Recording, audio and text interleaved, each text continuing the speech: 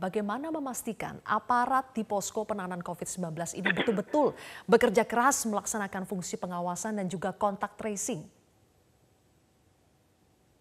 Ya, jadi yang pertama, memang selama ini mekanisme kami di level RT, kelurahan, bahkan RW kami membuat kuesioner yang setiap minggu kami bagikan.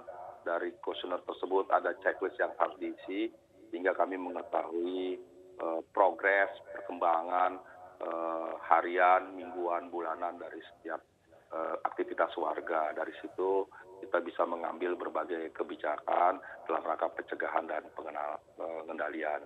Yang kedua, terkait program PPKM Mikro, tentu ini sangat baik dan kami sangat mendukung. Dan kami terus menggiatkan kampung siaga, kampung tangguh, kampung aman yang sudah pernah kami bentuk sejak 4 Juni 2020. Dan terkait 3T, memang ini sebetulnya menjadi program unggulan dan andalan kami di Pemprov. Seperti yang sering disampaikan bahwa tugas Pemprov adalah melaksanakan 3T sebaik mungkin dan semasif mungkin. Tugas masyarakat kita bersama adalah melaksanakan 3M. Jadi seiring dengan program pemerintah pusat, kami terus meningkatkan 3T dan kontak tracing kami juga sesuai dengan mekanisme aturan sampai dengan 30 orang yang didata informasinya dari warga yang terpapar virus corona. Dan kami terus melibatkan selain aparat internal kami di Pemprov, di tingkat kelurahan, RW, dan RT, kami juga melibatkan tokoh masyarakat, tokoh ulama, bahkan masjid-masjid, tempat-tempat umum, toa-toa juga kami gunakan untuk memberikan pengumuman dan sosialisasi, bahkan dinding-dinding di lingkungan pemerintah daerah, juga mading kami manfaatkan. Di antaranya juga kami terus bekerja sama, Satpol PP kami, Dinkes, Disnaker, Dishub, kami bekerja sama dengan Polri dan TNI. Oke, bagaimana dengan Jawa Timur, Mas Emil?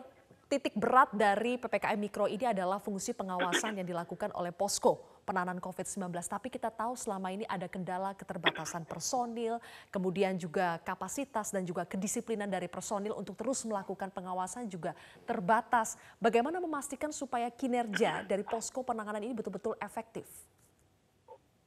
Ya, contohnya personil Satpol PP Provinsi saja jumlahnya kan hanya, saya pernah dapat info 196. Jadi nggak mungkin Satpol PP Provinsi ngawasi, tapi ada Satpol PP Kabupaten Kota, ada Babinsa, Babin Kamtibmas yang ada di setiap desa, gitu ya. Dan kemudian, dan kali ini di dalam instruksi Mendagri jelas sekali dibahas mengenai anggaran operasionalnya.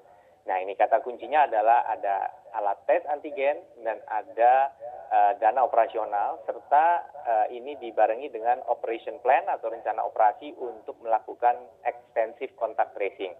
Nah, tapi tadi zonasinya kan dibagi-bagi.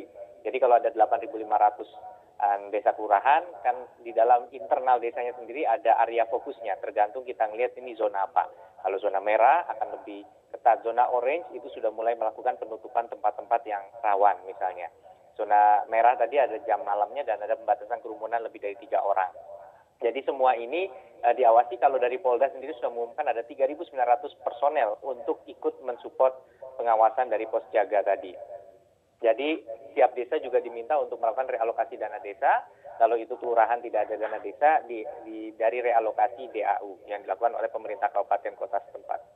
Oke. Selain itu, Mas Emil, tadi kan fungsi dari posko ini adalah melakukan tracing semasif mungkin. Nah, jika tracing dilakukan lebih masif, artinya betul-betul diterapkan 1 orang positif, kemudian minimal 30 orang kontak tracingnya. Apakah puskesmasnya sendiri sudah siap untuk menangani testing dari kontak tracing yang lebih masif? Ya, kapasitas testing kita saat ini sudah di kisaran 38 ribuan ini per minggu, mendekati standar WHO yang menyarankan kurang lebih 40 ribu. Tentunya kalau PCR ini tentunya akan ada backlog, tetapi kan 1 sampai 30 nggak diasumsikan semuanya positif semua. Jadi pada saat kita screening dengan antigen yang positif akan kemudian direkomend untuk PCR gitu. Jadi kita tidak bicara mengenai penambahan, tapi kami dapat informasi bahkan ada target 25,5 juta total antigen plus PCR testing se-Indonesia. Jadi kita tentu menjadi bagian dari pertimbangan nasional tersebut untuk memastikan ketersediaan bukan hanya alatnya sekarang, tapi juga reagennya atau kitnya. Nah ini dibarengi juga dengan menguatkan ketersediaan personil, rekrutmen tambahan tenaga personil atau realokasi personil untuk memperkuat upaya tracing ini.